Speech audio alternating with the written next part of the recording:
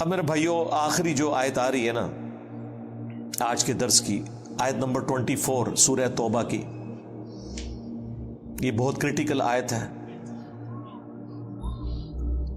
اور اس آیت کی تفسیر اگر کسی نے سننی ہے نا تو ڈاکٹر اسرار صاحب کو سنیں، جس طریقے سے وہ بیان کرتے تھے کہ ایمان کا لٹمس ٹیسٹ کیا ہے۔ قل ان کان آباؤکم، اے نبی ان سے فرما دو کہ اگر تمہارے آباء و اجداد، و ابناؤکم اور تمہاری اولاد بیٹے، و اخوانکم اور تمہارے بھائی، و ازواجکم اور تمہاری بیویاں، و عشیرتکم اور تمہارا کنبہ، و اموال اقترفتموہا اور وہ مال جو تم نے کمائے ہیں، و تجارت تخشون کسادہا اور وہ تجارت جس کے ماند پڑنے کا تمہیں ہر وقت اندیشہ لگا رہتا ہے، وَمَسَاكِنُ تَرْضَوْنَهَا اور وہ مکانات جو تمہیں بڑے پسند ہیں۔ دنیا کی ہر چیز گنوا دی، چاہے وہ ٹینجیبل ہے چاہے وہ نان ٹینجیبل ہے رشتوں کی فارم میں، اور آپ کی جو پراپرٹی، ہر چیز گنوا دی۔ اگر یہ سب چیزوں کی محبت، احب الیکم تمہیں یہ چیزیں محبوب ہیں، من اللہ اللہ سے بڑھ کر، ورسولی اور اس کے رسول سے بڑھ کر، وجہاد فی سبیلی اور اللہ کی راہ میں کوشش کرنے سے بڑھ کر، کوشش فزیکل ایفرٹ بھی ہو سکتی ہے اور قتال بھی، فتربصوا تو انتظار کرو۔ ڈاکٹر صاحب تو کہتے تھے پھر دفع ہو جاؤ، حتی یأتی اللہ بامری یہاں تک کہ اللہ تعالیٰ کا حکم عذاب آ پہنچے۔ واللہ لا یہدی القوم الفاسقین اللہ تعالیٰ ایسے فاسقوں کو، نافرمانوں کو ہدایت نہیں دیتا۔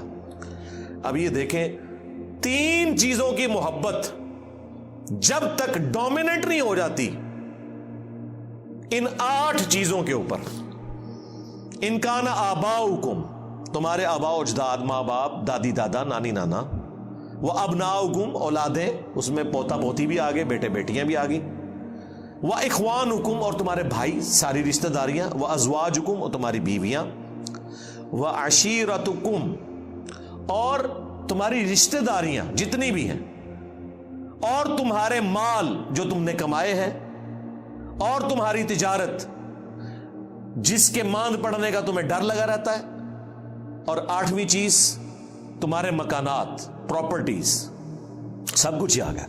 یہ 8 چیزیں جب تک اللہ، اس کے رسول اور اللہ کی راہ میں کوشش، جہاد اور قتال کرنے سے بڑھ کر تمہیں محبوب ہیں تو سمجھ لو تمہارا ایمان کوئی نہیں ہے۔ اور اگر اللہ اور اس کے رسول کی محبت اور قتال اور جہاد کی محبت تمہارے دل میں ان سے زیادہ ہے تو سمجھ لو تم ایمان والے ہو۔ تو یہ پتہ کیسے چلے گا؟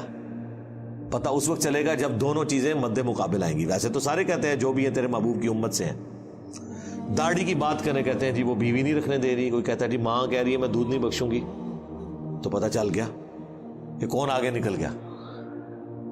النبی اولا بالمؤمنین من انفسہم وازواجہ امہاتہم، نبی مومنین کی جانوں پر ان سے بڑھ کر حق رکھتے ہیں، نبی کی بیویاں امت کی مائیں ہیں، تو جانوں پہ اگر بڑھ کے حق ہے، جان سے بھی بڑا حق ہے، تو بات تو اسی کی ماننی ہے۔ اور اللہ کی محبت وہ تو اہل ایمان کے ایمان کی بنیاد ہے، والذین آمنوا اشد حبا للہ، اہل ایمان کی تو نشانی ہے کہ وہ شدید ترین والہانہ وارفتگی میں، دیوانگی میں اللہ سے محبت کرتے ہیں۔ پھر محبت کا لٹمس ٹیسٹ بھی بتا دیا گیا، قل ان کنتم تحبون اللہ فاتبعونی یحببکم اللہ، اے نبی تم فرما دو اگر تم اللہ سے محبت کرتے ہو نا اور اس کا دعویٰ رکھتے ہو، پھر میری پیروی کرنی ہے، پھر اللہ بھی تم سے محبت کرے گا اور تمہارے گناہوں کو بھی معاف فرما دے گا۔ یعنی رسول اللہ کی پیروی اللہ کی محبت کا لٹمس ٹیسٹ ہے۔ تو اگر اللہ کی محبت کا لٹمس ٹیسٹ یہ ہے کہ آپ نے نبی علیہ السلام کی پیروی کرنی ہے، تو نبی کی محبت کا لٹمس ٹیسٹ کیا ہے؟ میلاد کے اوپر جھنڈا چڑھانا، وہ بھی یہی ہے نا۔ اس سے بڑی محبت کا لٹمس ٹیسٹ ہے رسول اللہ کی پیروی کرنا، اور پیروی ہے اطاعت نہیں، پیروی، پیروی اور اتباع اس سے اگلا ورژن ہے۔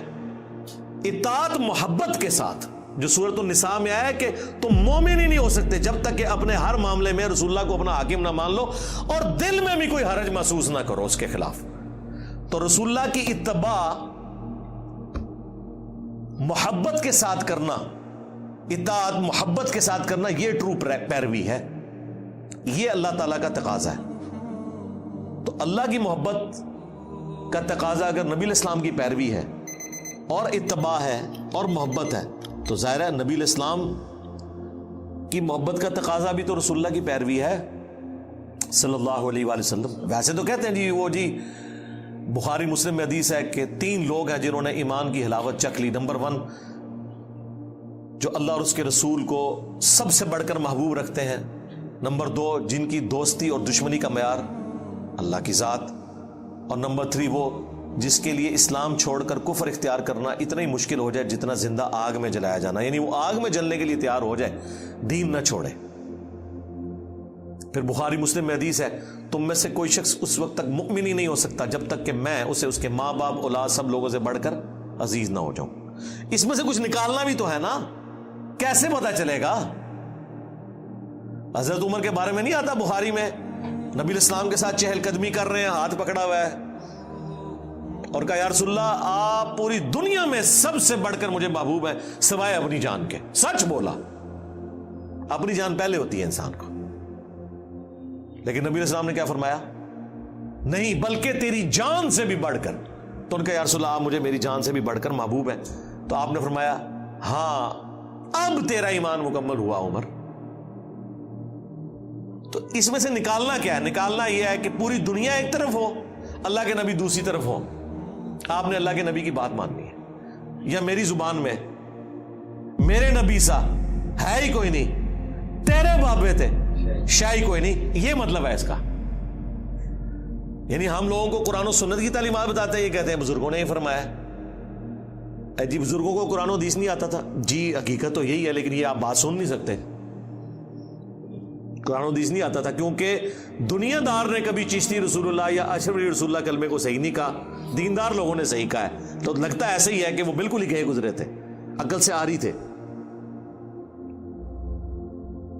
وہ جی کلمہ پڑھا ایک نہ دن جنت میں چلے جانا ہے. جی نبی علیہ السلام سے بھی ذرا پوچھ لیں، صحیح بخاری کی حدیث ہے میری پوری امت جنت میں جائے گی سوائے اس کے جس نے جنت میں جانے سے انکار کر دیا. صحابہ نے کہا کہ یا رسول اللہ کس نے انکار کر دیا؟ آپ نے فرمایا جس نے میری اطاعت کی وہ جنت میں جائے گا، جس نے میری نافرمانی کی اس نے جنت میں جانے سے انکار کر دیا. اچھا یہ حدیث کیوں نہیں لوگوں کو بتاتے؟ یہ بھی تو بخاری میں ہے.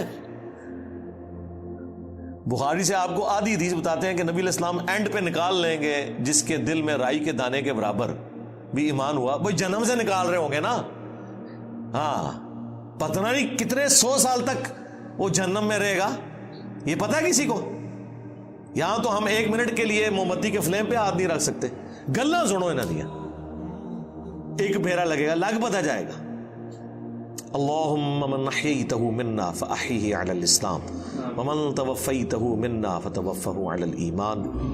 سبحانک اللہم وبحمدک اشہد ان لا الہ الا انت استغفرک واتوب الیک وما علینا الا البلاغ المبین. جزاکم اللہ خیرا.